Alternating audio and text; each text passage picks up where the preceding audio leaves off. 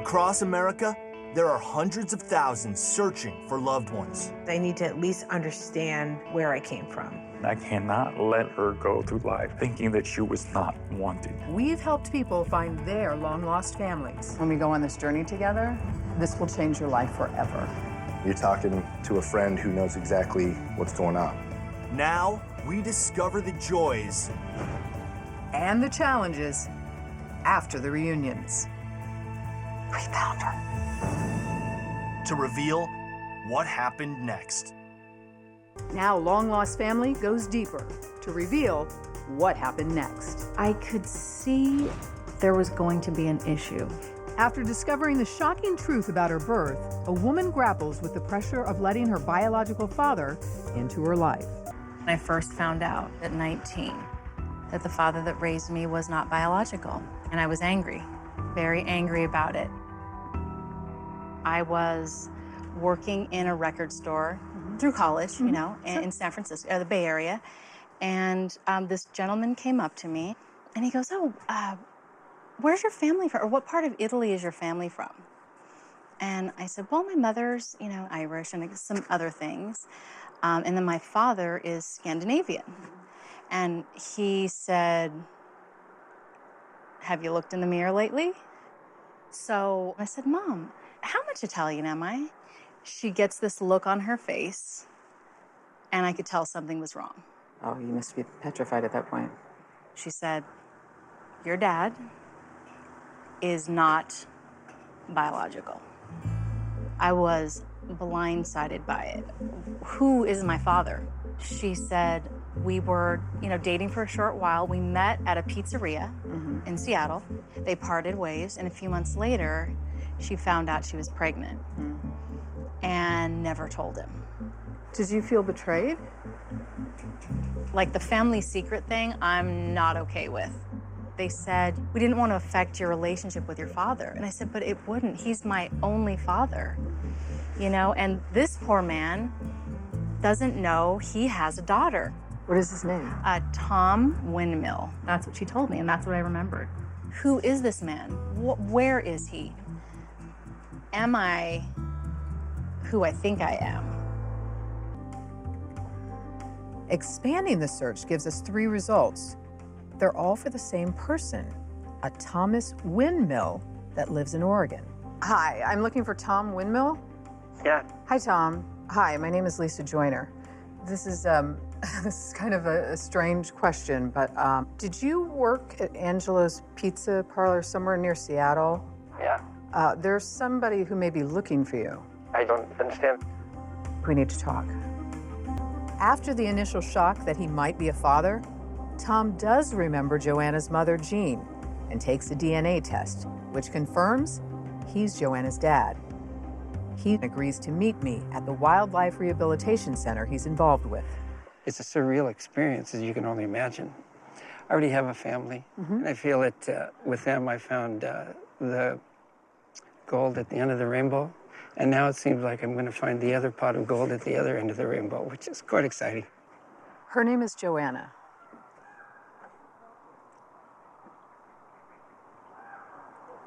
It's a lot, I know. We found him. No. Sorry. No, it's okay. It's okay. No. I know it's a lot.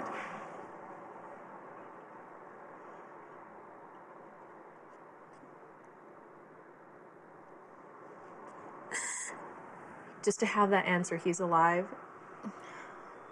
Sorry, it's just a lot. Oh, it's a lot. Take your time. That is your biological father, Tom. Oh my God. He can't wait to meet you. Really? Yeah. Oh my God. You ready to see Tom?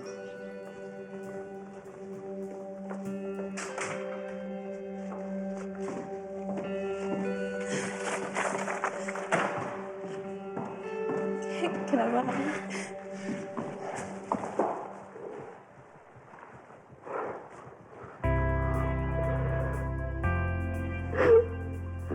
Hi. Hi. Thank you for wanting to do this. Oh, sure. I know it's a lot.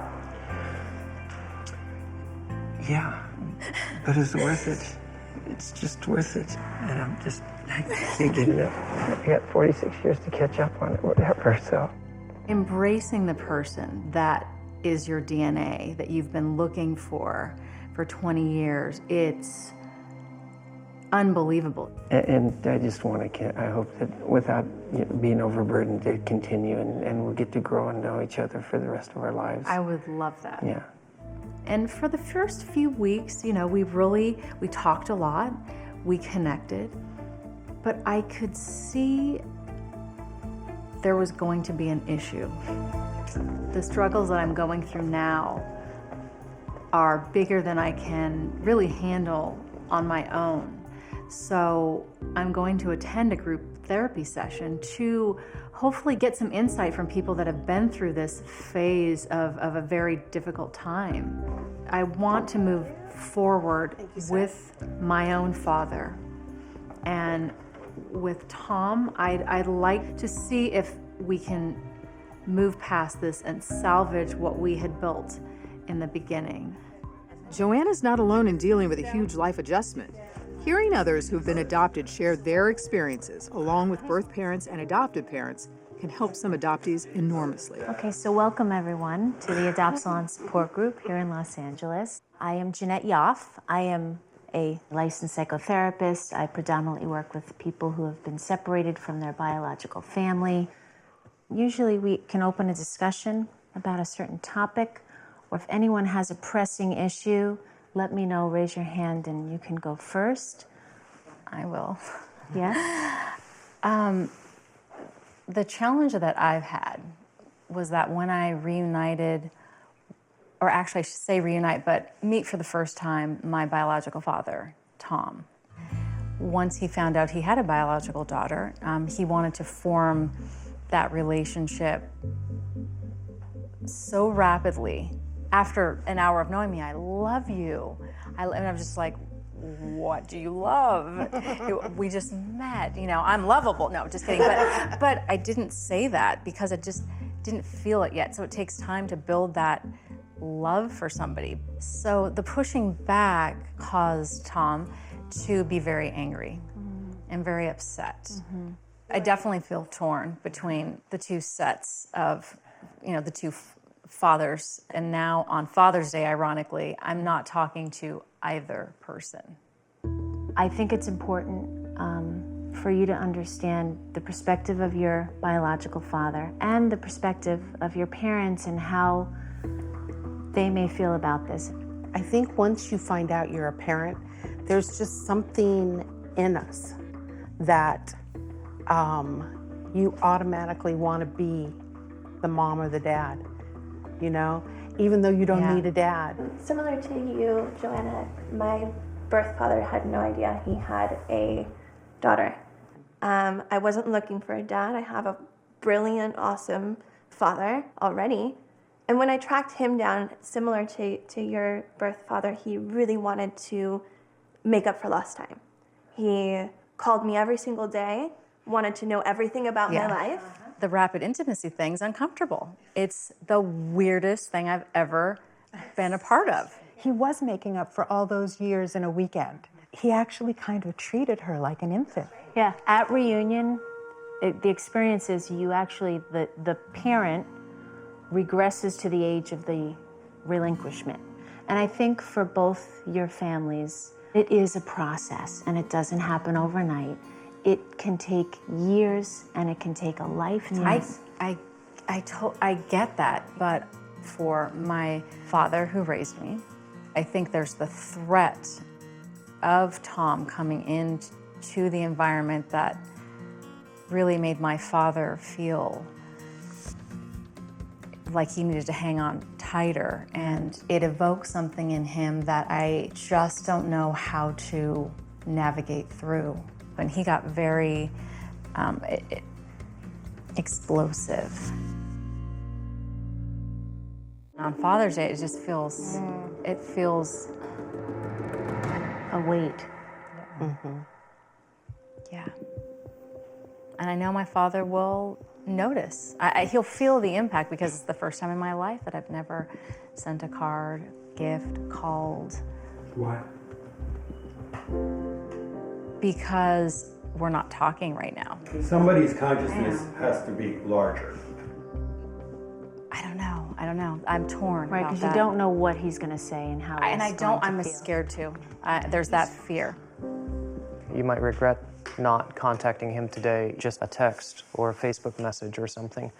Me and my birth mother have been at odds over the last 8 months or so. But even then, I sent her a card for her birthday, sent her an email for Mother's Day. I'm not trying to put you in an uncomfortable position. No, I appreciate the feedback. As a father, I appreciate hearing, even if I'm in conflict. To support his worst fear that he is being replaced or abandoned or he has shame, just to reach out and to say, we have some issues and you're mad, I'm mad, but it's Father's Day and I love you and that will never change. That's good advice. Not communicating is actually, you're communicating That's a more. communication. That's a form of communication. Well said. And I'll just say as a birth parent that my heart kind of hurts for your biological father too, because this is his first Father's Day that he knows that he has a child. I know. Yeah. I know. I put them both in a corner, and I just didn't want to be hurt. Would you feel comfortable sending Tom a message that says, I hope you had a good Father's Day? Would that be different than wishing him a happy Father's Day? That's great. Yes. The way that's phrased, Yeah. I could actually send that to both men. Very good suggestion. I really appreciate all the input because that was very valuable. All the different insight, that gives me a lot to think about, so I really appreciate you guys sharing with me. The group therapy session was very enlightening. Everything is on pause right now as far as my communication with Tom and my own father. I think I went a little overboard and I probably started to smother her a little bit. And I was too intense for her, I think. But I just wanted to get as much as I could within that period.